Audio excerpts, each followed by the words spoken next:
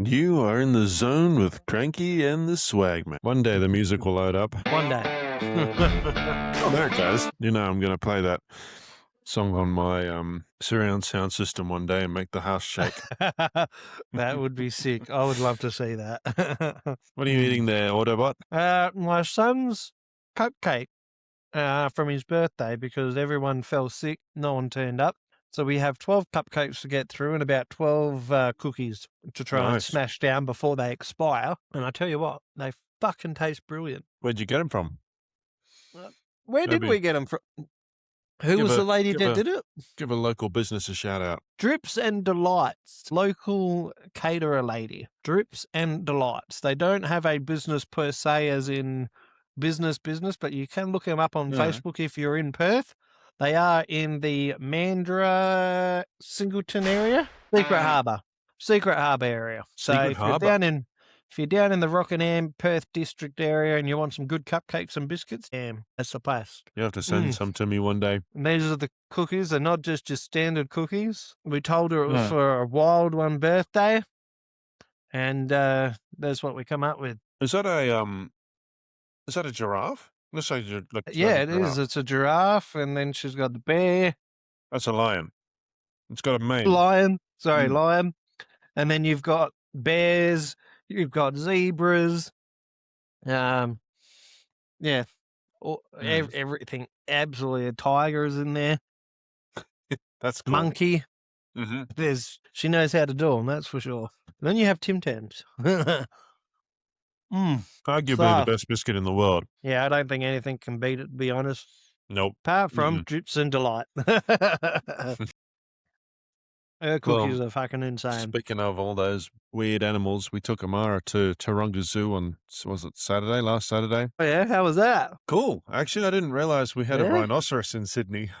Yeah, the zoos have been, what do they call it, transferring a lot of their animals around. So between Perth Zoo and whatnot, there's been some big shifts.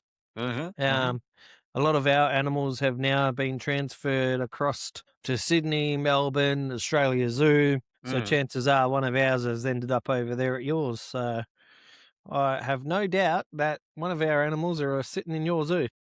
I know Western Sydney Zoo had a rhino for a long time, and I'm pretty sure it's the same rhino, but yeah, it was quite cool. I never realized we had rhinos. And apparently at one point we had elephants too. Yeah, right. Yeah, our last one died.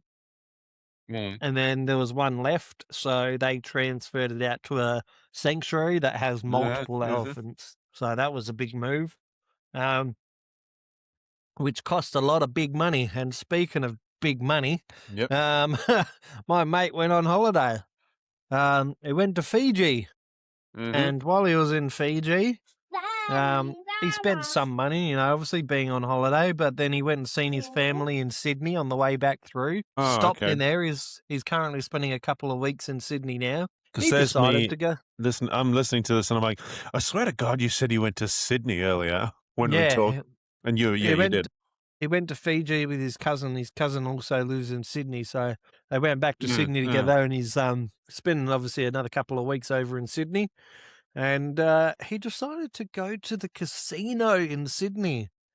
And you would think a normal person, a couple of $100, take to the casino, that's it, that's your limit. Yeah. Not a Crown casino. No. If it's Crown, you're going to spend a lot there. Yeah, well, it was, he decided to, because he can't gamble at Perth Crown, but he can gamble at any other Crown in Australia. So he's allowed to gamble in any other casino, any other Crown casino, anywhere else. Yeah. So him being him, he's obviously worked at the casino for over 25 years now. He thought he'd be on a winning luck. Now he went to the poker machine and he won a few grand off $600. Took that couple of grand and decided to invest it into roulette and lost it all. He went and got a line of credit for $10,000. Now he lost the $10,000. Went over to play blackjack, got another line of $10,000. Lost it on blackjack. Now he's playing catch up. So what we call chasing. So now he's chasing. So now he's gone to Baccarat playing with $20,000 line of credit because he's trying to catch up what he's lost. Now, supposedly he won and he got ahead is what he told me. So he's got ahead. He's now in the plus. He's caught up, and he's up by quite a few tens of thousands of dollars. Yep. He has somehow lost all of that, gone and then invested another 30,000, if my math is correct, 30,000. So now we're at 70,000. The 30,000 between Baccarat and another game that he plays there on cards with poker, high stake tables, $1,000 hands, lost $30,000 in total at the casino in a space of one night. $70,000.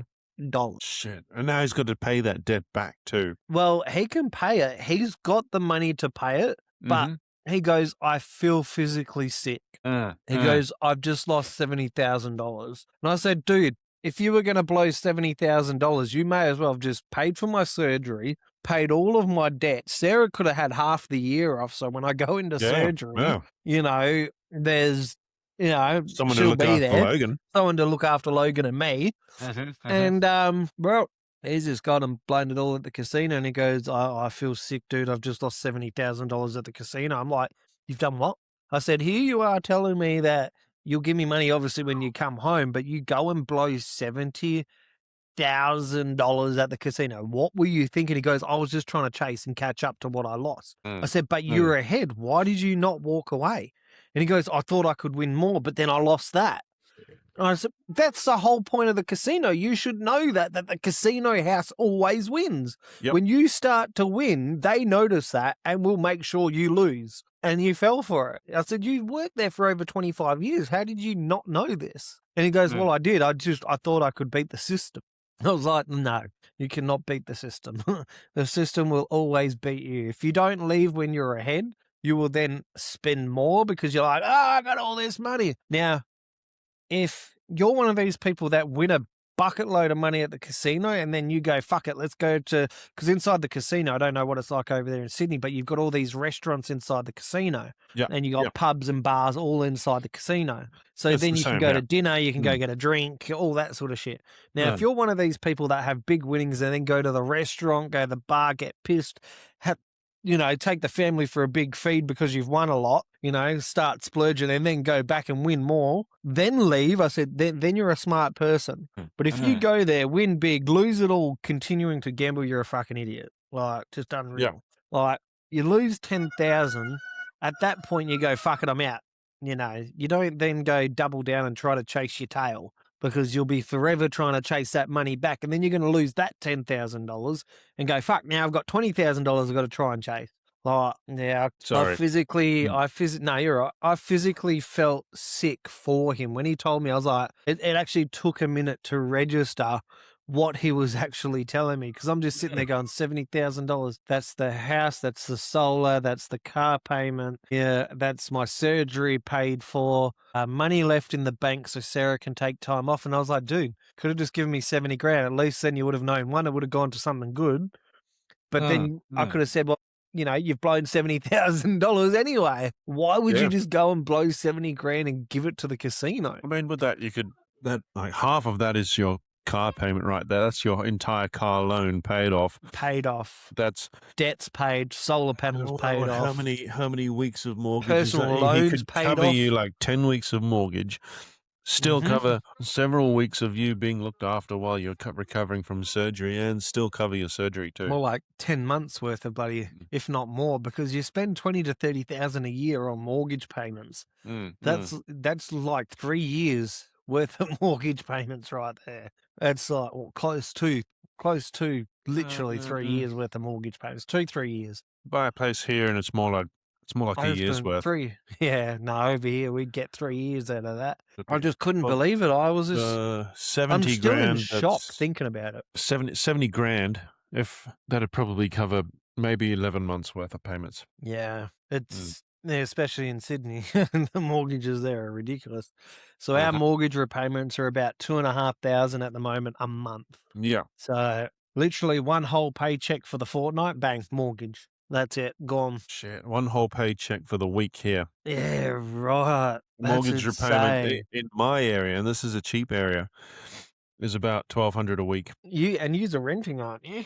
So what hypothetically, if your owner turned around and said, "Oh, look, I'm going to sell the house," what would you guys do? Because the market at the moment is so scarce. Like, where would you guys end up? Like, have you got a plan B just in case the owner does go, "Fuck it, I want to make some money out of this," or? Our next move was always going to be to Tessa's mum's place up the coast. Yeah, okay. And she's already offered that sort of thing, has she? Yep. Why haven't you done it? Save some money. Is it just such a big move, or? I wouldn't mind doing it, but Tess isn't ready yet. So, yeah. Maybe we should get Tess in on this. Tess, come join the podcast. I would honestly, if I had the chance to do something like that and I had family with a big house, it would have to be a big house. So you got to think lifestyle that you have now. Can you have a similar lifestyle if you were to move? And I've been thinking as well, like if our mortgage ever got to a point where we couldn't afford it, Yeah. lucky enough that I don't want to say lucky, but we're in WA and prices are always going up in WA and the house market here is just fucking booming. So, and it hasn't really come down and I don't think it will. At the moment, our house is probably 1.1, 1.2 million if we were to sell right now. Now, the mortgage itself is only 400,000, if not less now.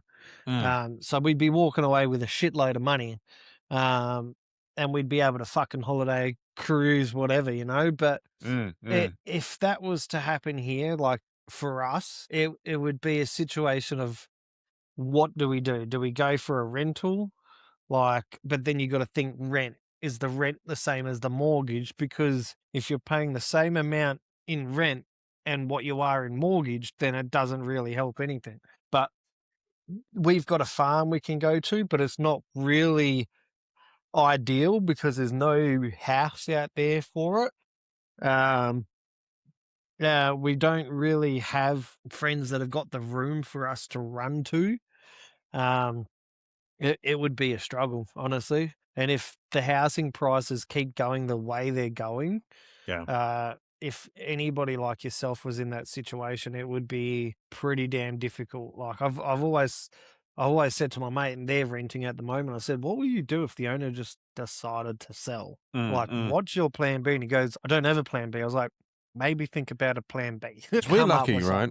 We are very lucky in that our landlord actually gives a shit because they have not put the rent up to what is the market standard right now. Our market standard around here is about $800 a week. Wow. We're paying $550. Wow. So he's really looking after you. Yeah. That's insane. If one day this guy went, actually, you know what? I want to make some money off this house. I'm going to put the rent up to what it should be at. Is he doing that because he owns the house and doesn't have a mortgage on it, maybe? Like, no, does he have a mortgage? I don't think they do. I think they won a decent amount of money. They did tell me about it a while back because I like to consider myself friends with the landlord. Yeah. So he was saying he inherited well or won a decent lump sum, and then his mother passed away and he inherited her house. So wow, he was like, you know what, we'll buy an investment property with the cash and move into mum's house. He only lives around the corner from me too. Oh, even better. Something breaks, he's around the corner. Yeah. That's literally like, you get owners like that and it's so good. Like, if I was an owner and I owned houses outright, I'd literally, to make sure they stay tenanted with good tenants, I'd just make the rent $350 a week because all I need it for is to cover the rates for the year. And someone giving me $350 a week is going to cover those rates in the space of a month. And the insurance. And insurances and all that's all covered within the first month's worth of rent. So why be one of these landlords and have, $600, $700, $800 a week rents when people, they'll pay it because they need somewhere to live, but you're literally running the risk of that tenant turning around going, you know what, I can't afford this anymore, I'm moving, I'm going to find something cheaper and worse. The problem therein is that in a place like Sydney, there is always a sucker born. Can you take that controller off him? He's literally just opened something. I was trying to figure out what was going on. I just realized he's got the bloody controller and he's just opened everything. Oh boy. Sorry, Okay. continue on. No, in a place like Sydney, there's always someone who's willing to pay the price. And Yeah. then they'll be like, you know, you want to Take move the out? batteries out. Fucking move out. Go. Sorry, continue. No, that's all there is. That's all there is to it. Ooh. So there are a few people out there who want to look after their tenants, but not many. Yeah, we've got a massive housing crisis at the moment. We've got people out on Memorial Drive in Rockingham Yeah. who are currently camping on the side of the road because they don't have anywhere to live. Now, I don't know if that's ever been aired over there, but it's constantly being aired on Channel 9, Channel 7 over here. The local media are going out there, newspapers, radio stations, they're all trying to say, hey, what are you doing about this situation? Because they went and put the Rockingham Council's response, which people thought was helping them, was to go put one of those trailer cameras out there.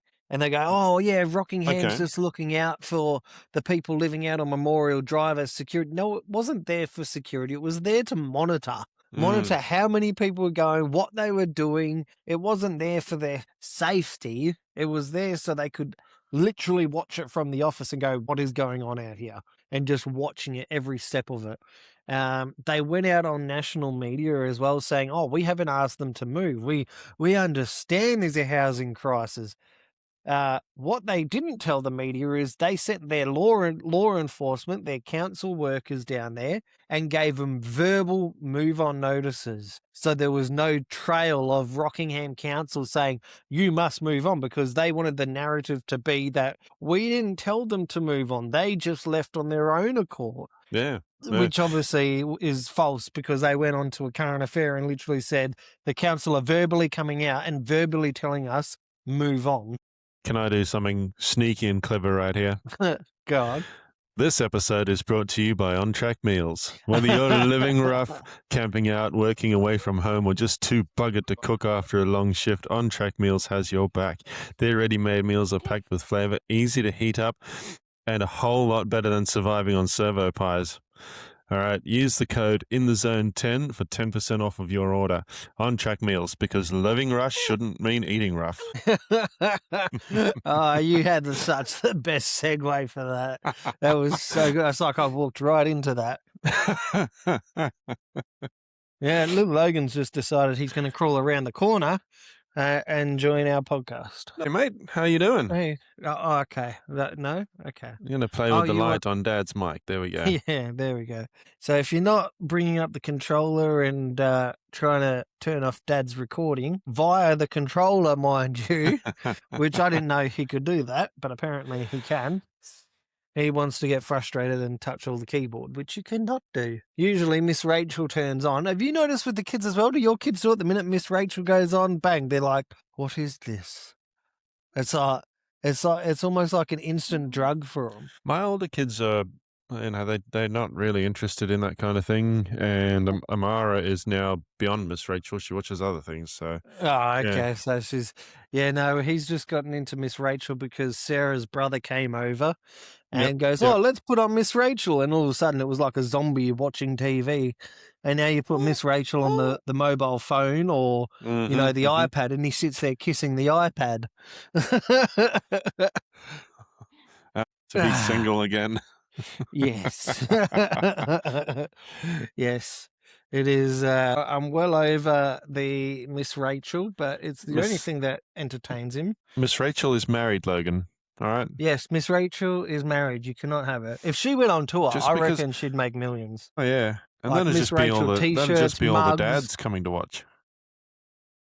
Yeah, you go to one of her concerts and just be, all the dads decided to turn up. Hang on, there's more dads here than there is mums. What's going on here? And more dads than there are kids. Yeah. Hang on, this bloke turned up and he doesn't even have a kid. He's got binoculars, though. Yeah, no, she's crazy. But I think, and the doctors and the pediatricians were saying this when we were in the hospital with Logan, they said it's something about her voice that hits a frequency in babies that is just spot on to attract attention, but zone them into it. Oh yeah, Whereas it's you can't break it. So you put on things like Teletubbies or, Moana, Nemo, any of those, they'll sit there, they'll watch it for 10 seconds and then they fuck off and they want to go play with a toy. Miss Rachel comes on and it's her voice is just at the right frequency where kids are like, and they're like she zoned said out. it in an interview a while back that the voice she puts on, it's actually been scientifically proven. Like that specific well, there you go. frequency, of speech has been proven to to ensnare children's attention, and same with the colors she wears. Same thing with Blippi. Blippi, the way Blippi acts and the way like the colors he wears, they've also been proven Just for an attraction to attract children's attention. She keeps it moving. Now there was a thing that came up that Sarah told me about, that Rachel hired a friend of hers, but she uses the pronouns him, her, they, them, him, her type thing. That person that plays the guitar. The guitar. Now for me, I'm like, well, who gives a shit? She's good. Like I'm just sitting there going, what have people got the problem with? Who cares what her pronouns are, they, them? Like, who gives a crap, really? Like, it doesn't affect your life. It's not affecting their life. Like, what's the issue? I don't see the problem. The first time I saw them, I actually thought it was Miss Rachel's husband. Turns out, I just thought it was like a sister or something. He is used in the show, but he's obviously someone else. Yeah, completely someone else. I think it's the guy that sort of not bold, he's the blonde guy. He's got very shortish hair, very short, white, wispy hair. And I look at him going, how did you get someone like Miss Rachel? I can't see the matchup, so I'm thinking maybe this is either going to be a high school crush thing, or maybe they met at a friend's barbecue type thing, country. I don't see the pairing. No, Seems it's like having a 5 with a 12. It's like having your partner being a 5 and you're like, you're here, the scale they're there, the other's up here. And you're just like, how is this working? Is this revenge on your parents, or? It's such an American thing though, isn't it? Like you have this completely average looking bloke and a really decent looking girl. But then maybe then we'll have to ask Steve how it works. Yeah, we're gonna ask Steve. Yeah, that's it. He's got the answers for that. It's one of these things as well. In America, the more money you have, you could be 90, 85, 90 years old, but if you're a rich billionaire, you're going to have a 20-year-old girlfriend. And it's the same with what happened with Bryn, I want to say Bryn Eggleston? And yeah, she ended up, I think she was with, she went with the Playboy guy, I think it was, and he died, and, she was only like 20s or something like that, the real old bloke. Yeah, Hugh Hefner. But then, Hugh Hefner. Yeah, that's the one. Yeah, Hugh Hefner. And Bryn was the boy, the girlfriend. And I'm sitting there going, but you know damn why you're with him, because you will inherit all his money and all the billions of dollars and Playboy. And it turns out what she didn't know is he had a prenup. But, he had a thing in there that was airtight. Yep. She knew nothing about it, got absolutely fuck all, got zero. And I'm pretty sure they broke up just before he died, and he gave her a couple of million and said, fuck off, see you later. He left most of the money to the girls, didn't he? To start their own businesses. Yeah. He left everything to the girls. I don't think all his family and all that, I don't think he even had any family or kids or anything like that. Not really. Didn't have any kids. Could you imagine living the Playboy lifestyle all the time? Like, I'd get so tired with it. Constantly having, you'd have girls walking around half naked all the time, but eventually your body would just be like, yeah, whatever. Like you just become numb bored to it, sort of thing. Like, it's all fun and games for the first few years, but then after that, you're just kind of like, yeah, whatever. Yeah, okay, how's it going? I couldn't see myself in that situation for a long period of time ever. It's like any of these people, right? Do you ever watch the show Below Deck? Yeah, I've seen that. Yeah, it's the same thing again. Some of those people you get that are like rich tycoons, and they go on this luxury yacht, and they're like, oh, it ain't nothing but a thing, we're just here for a bit of fun. And I'm like, wouldn't you get, Eh, you would get so bored of just having constant luxury around. Well, that's the thing, and James Packer's the prime example of that. Mm, mm, He actually did an interview and he said it's lonely being at the top. And yeah, everyone's yeah, like, "What do you mean?" He goes, "Well, you can be rich, but it doesn't mean you're happy because you've got all the money." I'm sitting there thinking, motherfucker, if you're not happy with your money, I'll be happy with your money. Like, the problem with rich people is most of the time it's the golden spoon. They've never lived a poor lifestyle. They've yep, never been poor. They've never been broke. Now, the people that have been broke and are now rich are still happy. I've not mm, met a, mm, a poor to rich person story yet where they go, I'm so depressed with my money. It's only the people that were golden spoon fed that lifestyle that go, oh, bro, I'm depressed all the time. And it's like, it's lonely because you don't know who to trust. They've always got an agenda. They want something from you. That's the only reason they befriend you. It's like, yeah, motherfucker, choose your friends better then. Like, you dictate your own fucking lifestyle. If you're going to hang around with mm. fucking other fuckwits that, have money or don't have money and want something from you all the time, well, then that's your choice. You clearly made the wrong choice in friends in that sense. So, Yeah, yeah. you've Or it is. you get the ones that peaked really early and they made their millions. I Yeah. don't know. They made their millions in TikTok videos or something like that. And they're like 21 years old and they're already bored with the money. Yeah. Bored lifestyle, bored everything. It Mm, doesn't make sense to me. You even watch lotto winners; they're the same thing.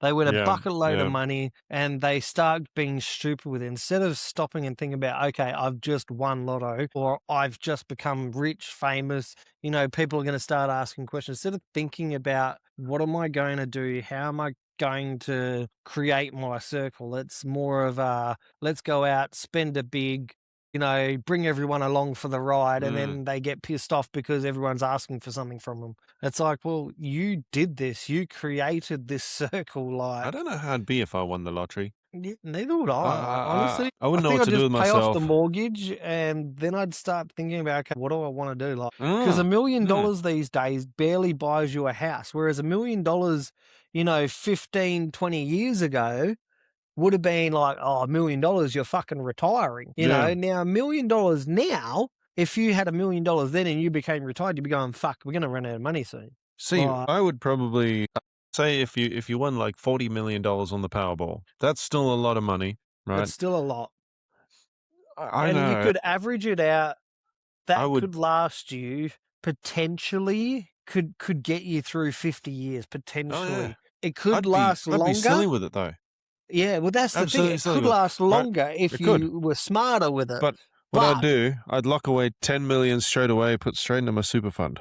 yeah. Okay, and then the rest of it, I'll be like, fucking, it's party time. Let's go. Well, you need more than 10 mil in the super now. That's the problem. So what's happening with super now is people are Mm, moving to mm. self-managed super because the government and the superannuation companies are just fucking losing money hand over fist with everything that's going on. So people want more control of their money. So they're moving it into a self-managed super fund where they've got the 24/7 control of it. Yeah. They know if a war breaks out, they go, well, it's not going to affect me. I'm the one that's in Mm, control of it. mm. So I'm not going to charge myself admin fees and I'm not going to charge myself for fucking extra taxes and all that sort of shit on it. And I'm not suddenly going to lose $50,000 out of self-managed super Well, I don't know about because that. Most because super what happens funds. with self-managed super is it Mm, sits in a bank account. It yeah. doesn't sit in an investment trust account. It sits Mm, in a mm. bank account, and the bank's never going to lose money, are they? Your No. self-managed super is safe. If a war breaks out, if the economy or property collapses, your money's still safe. Mm, mm. Whereas if it's sitting in a super fund, you could quite easily lose 50 grand easily. But yeah, straight away, I'd be doing the same thing 10, 15, 20 mil Yeah, straight lock in it there. away Lock somewhere. it up. We can't get to it. In my case, it would be my super fund because I'm still into that kind of thing. But let someone else deal with that.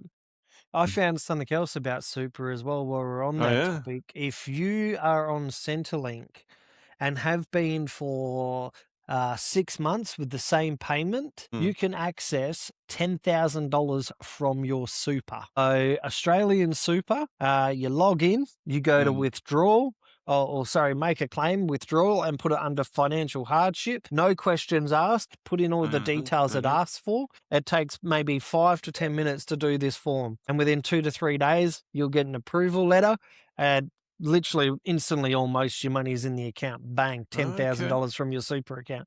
Yes, you've got to pay the 22% tax on it, but you're going to have, after that 10,000, sorry, you'll have about $7,000 to $8,000 after the tax comes out. But you're still going to have $7,000 or $8,000 sitting in the bank. I did that with with COVID. I did that for Yeah. COVID. Yeah, So it took COVID 15 was the grand one out that, actually. yeah, the government allowed everyone to take 20 grand out. Yeah. Now, the thing with this, the money taken out of super, you have to only have Centrelink. Can't be working, you can't have an income, all that sort of jazz. So, but for those that are on Centrelink and they're listening to this, go check that out, because I've already helped about 5 or 6 of my mates, and they're like, "Oh shit, thanks for telling me about that." And I'm like, "Well, dude, government's not going to advertise it, are they? They don't want you to take money out." But be aware, because $10,000 on this end could be up to $50,000-$70,000 at retirement time. Yeah, that's correct. So for me, I had fuck all left in there. Easy enough for me to do that. So I took out what I could and put that towards all the debts that I had. So coming up to this surgery, I wouldn't have any debt in my name, therefore taking the pressure off Sarah having to try and pay off debt that, I created in the first place. Yeah, you got to think smart when it comes to big money. And if you win something like Lotto, that's when you really got to start thinking, okay, what am I going to do with it? Yeah, no, definitely. So, but what would you buy? Like, that's the thing. Do you buy a big business? Do you, like, No, obviously you travel. I'm not into running a business. No? No.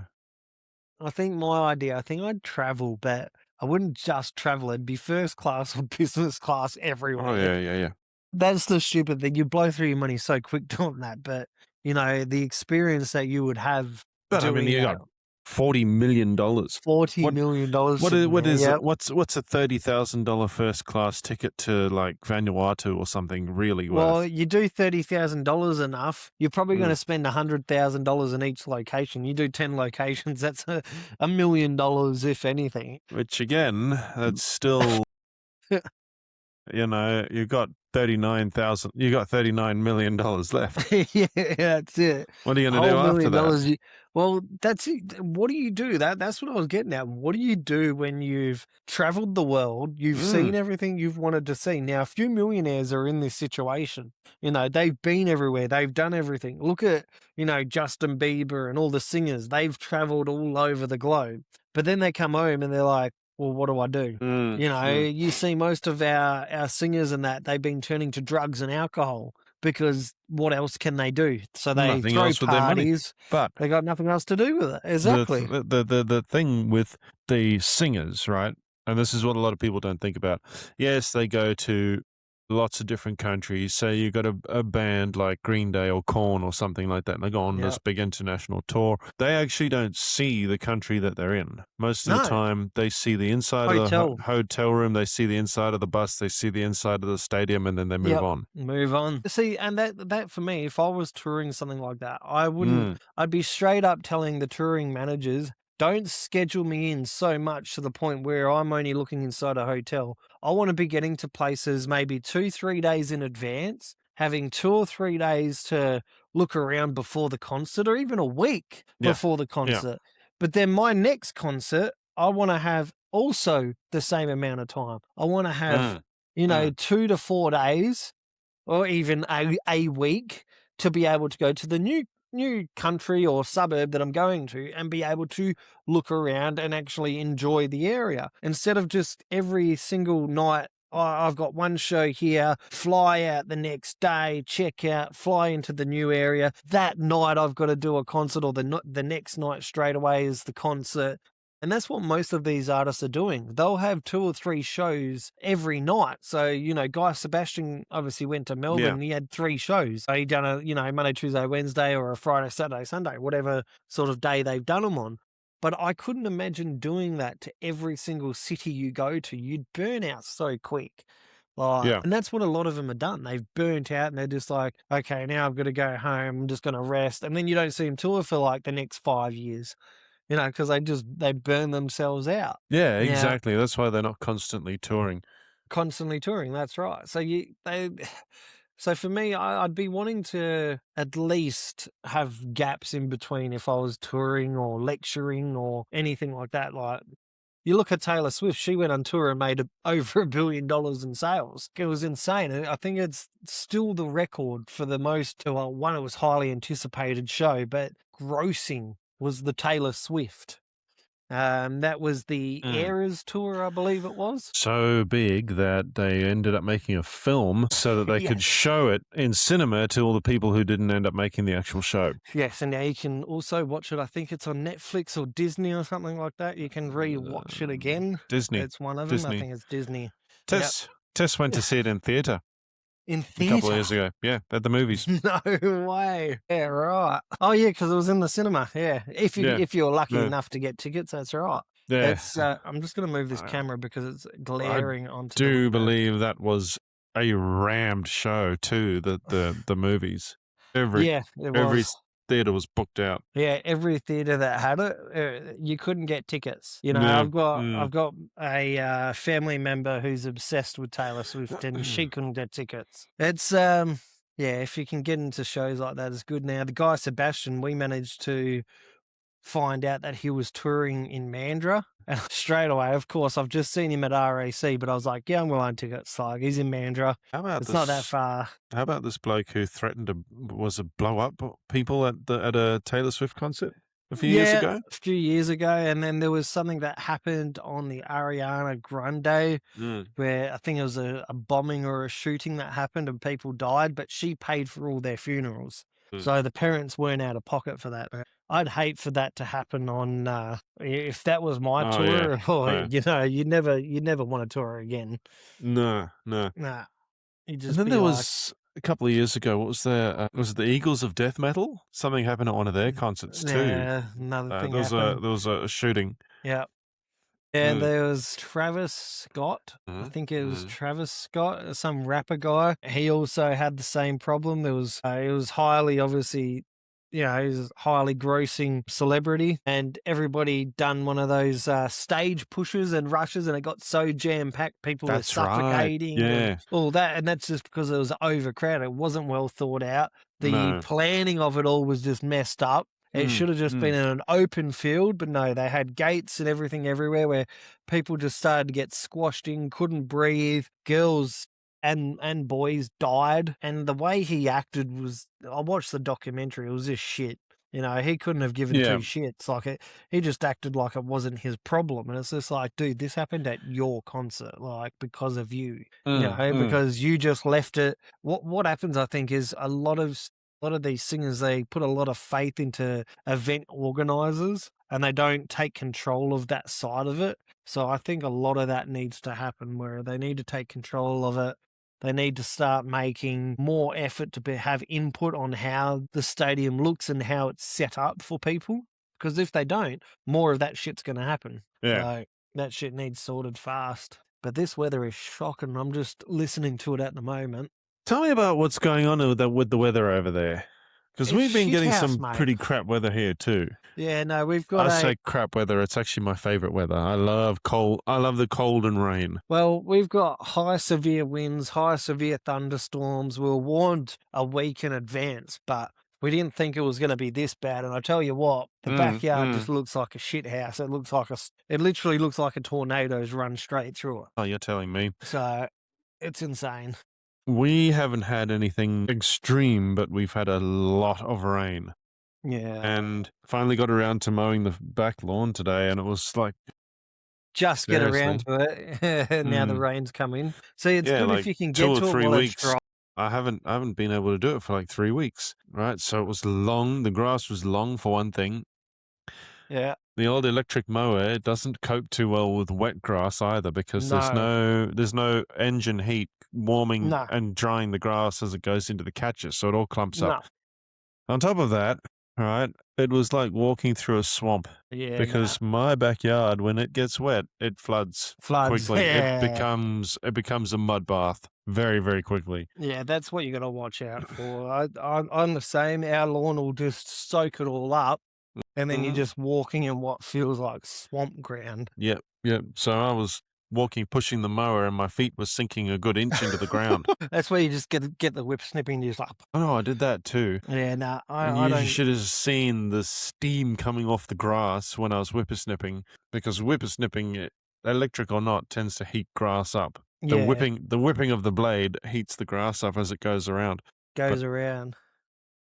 man, Yeah, nah. it was like being in a Well, swamp. I've Ridiculous. given up mowing the lawn. I need my sister's boyfriend to come around and mow it. I'm just like, I'm done. He's got a high, I wouldn't say high tech, but it's got a high horsepower engine. Like all his shit's brand new because he does this for a living. Yeah, yeah. So he's got the very high horsepower fucking mower and it just cuts through it like it's nothing. So if you've just got a basic Bunnings fucking lawnmower like I do, good luck doing that in the wet. He just comes on and it just cuts it like it's fucking grass. Josh Remilton has come on and said we need a goat.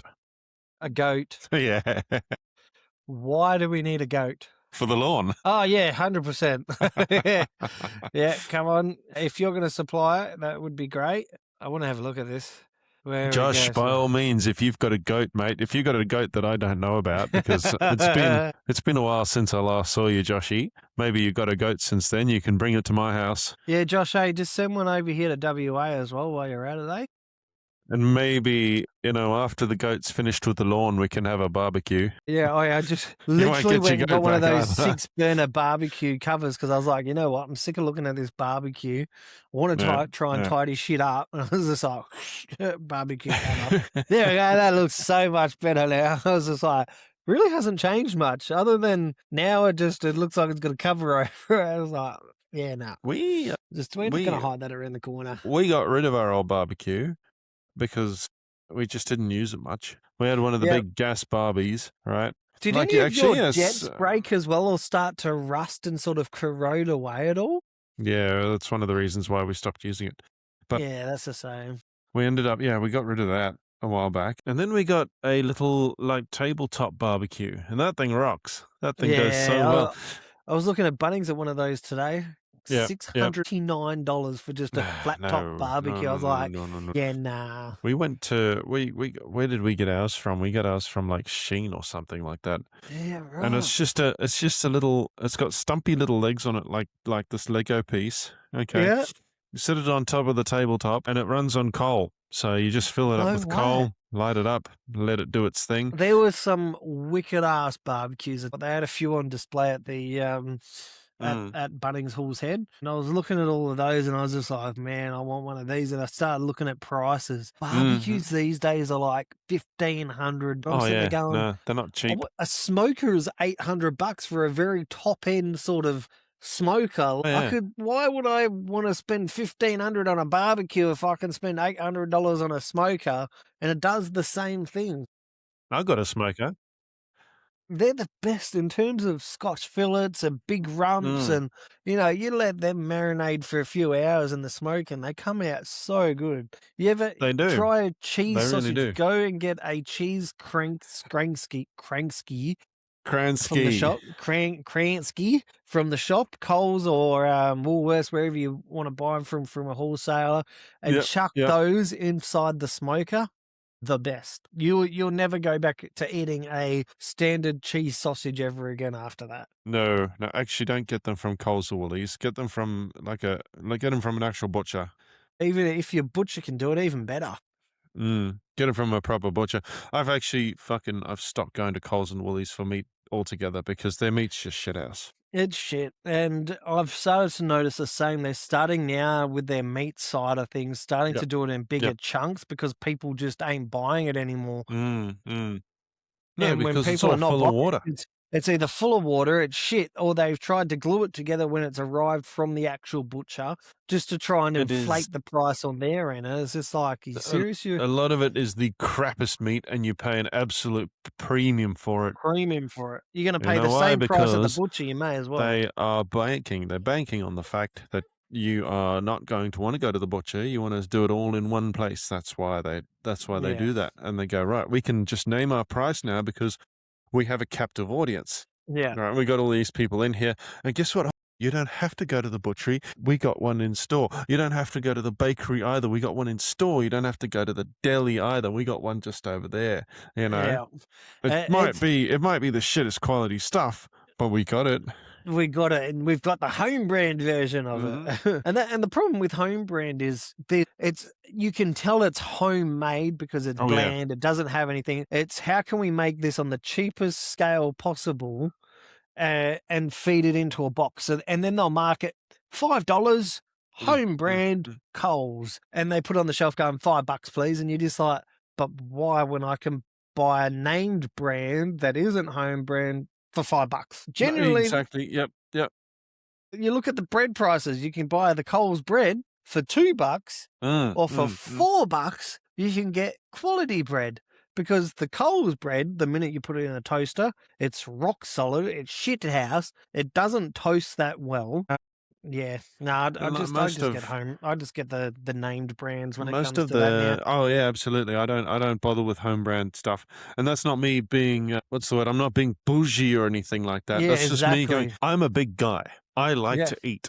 Okay, yeah. so when I get my toast out of the toaster, I don't want the fucking slice to be as thin as my phone. Thin. Okay, Yeah, that's it. You want a nice thick piece. on a nice That's what you thick notice as well. big piece. It's got to be the size of I don't know what have I got around here that I can. They've started Uh, making home brand peanut butter, home brand fucking jam. oh yeah. And Mm. I'm just sitting there looking at it going, yeah, no. Like, the more you buy the home brand, the more you're just supporting Coles and Woolworths and not the farmers or the butchers or the baker that's Mm, actually mm. making it all. Like, if you buy Australian made and not the home brand shit, then at least you're supporting in somewhat, you know, the farmer or the butcher that you're supporting on the label. One of my local community halls. I think it's the Eds Town Centre, Eds Community Hall, or something like that. They every fortnight will put on this supermarket style charity thing. You know, you pay your $2, you go in there and you get a pick of like three things from every shelf. Oh, that's Okay, cool. and it's all excess stuff that the local businesses haven't Yeah. been able to sell the day before. So it'll all be Yeah. excess bread from the bakery, which is still Mm. very, very fresh. And Yeah. it's more in the They've got a freezer, they've got place. excess meat from the butchery. They've got all the excess vegetables from the Yeah. fruit and veg shop that they haven't That's been able like to the sell, and it's wholesale still place down the relatively, road in yeah, Perth. exactly. Yeah, Mm. and you get to go in there, but the only way you And get it's to go much in better there. quality shit than you'll Oh, get at the supermarket. 100%. 100%. And it's cheaper. That's the problem. It's cheaper. Yeah, But to yeah. go into the wholesale place that we've got down here, you Mm. need to have what's called a hardship ticket book. And Yes, the only yeah. way you get that is by going to the community center that does them to write you out one of these your voucher book things. And then you go there and you can spend as much as you like, Mhm, grabbing mhm. whatever you want. And your $300 shop that you would normally do at Woolworths, Yep. your $300 inside of this shop that you're going to that's run by the community is about, you know, 2 trolleys worth of Mm, food for mm, $300 mm. compared to maybe 5 items that you would have only had. These local guys, the ones I was just telling you about, they do something similar to that, but they use your driver's license number. Oh, So yeah, what they'll see? do is they take your driver's license number as you come in through the door. You know, you pay your Yep, $2, and off you go. and they go, right, you have actually been here a fortnight ago. You're only allowed in here once a month, so on your bike. Oh, off you go. So they actually track how long it's been since you Yeah, go in there. yeah, because they've got a Um, database. Yeah, it stops people from abusing the system, I suppose, and leaving it for the Mm, people that mm. actually need it. And obviously, And with the homeless situation at the moment, there's a lot of people mm, that need it. Like, I literally drove down the street today, and down one of the industrial streets just behind it, it caught my eye, and I turned left, and yeah, there's 2, 3 tents set up, and mm, there's brand new Triton fucking utes sitting next to these tents, and I'm sitting there going, yeah, "What the yeah. fuck?" Like, these people It's now living next to their businesses. It's not these people that can't afford housing or anything like that. You can afford housing, but there aren't any fucking houses. There's no houses. That's the problem. Yeah. So, and the houses that are there are so unaffordable, people are not going into it. And there's been comments on so many Facebook pages of people saying, well, if owners weren't so fucking greedy, we'd be able to, get into one of these rental houses, but they put the rent at $800-900 and expect people to live in a 2-bedroom house that would normally be $350. That's a 3x2. Honestly, though, are the owners really to blame here? Because I think right, the banks and the government spending is the biggest problem. Government spending is what's inflated the price so much. The RBA came out and told us all, government, stop spending money because you're going to inflate the rate, and people are going to be the ones paying for it. And the government just went. But I mean, aren't you as a homeowner, right? You were talking earlier about what you'd get if you were to sell your place, right? Would you not be rubbing your hands together as soon as someone was like, "I'll offer you 1.2 million for your house"? Okay, I just be like, sold. That's not your fault. It's That is just the way of the market. That's the fault of the person with really deep pockets who is able to offer you that. Okay. Yeah. Anyone I know, I don't blame people for accepting, $800,000 for a house that they paid $100,000 for 10 years ago. Right? That's not their fault. It's the buyer's fault. It's the rich. The rich investors that are coming in and they're going, I can out fucking bid anyone standing in front of this house right now, and I will. And this is why Pauline Hanson needs to get in as Prime Minister, because she's going to absolutely annihilate that problem by stopping foreign investors coming in. There was some sort of talk of any foreigner that has bought an investment that does not live in Australia, does not have a residency or citizenship. America's done it. They're going to revoke their investment, hand them their money back and saying, we're taking the house back.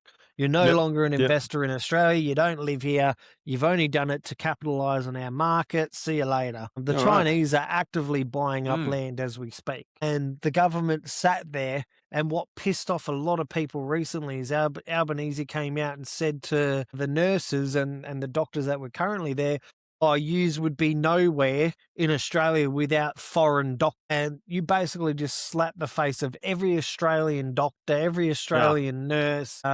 He just doesn't give a fuck. He's all about migration. He's a migrant himself. He sits there and says, we grew up poor. You didn't fucking grow up poor. You grew up in a very influential area. Yeah, but he's a British migrant, isn't he? Oh, he's something like that. Yeah. I think if you weren't born in Australia and you're not a citizen of Australia, you can't be Prime Minister. But you have to be born in Australia, fair. I think, That's most. Totally fair. You got to be think if you were born full-blooded Aussie. Like, I wouldn't expect to become Prime Minister myself because I'm not a full-blooded Aussie, right? No. But why don't we put a pin in this and finish talking about it next week? Next week sounds good. Yeah. So we have a to be continued on this episode. But in the meantime... Folks, stay classy and keep the green roads green. Say your goodbye, mate. All right, take it easy, guys, and I will see you all next week. See you all next week. Keep the green roads green. Bye-bye.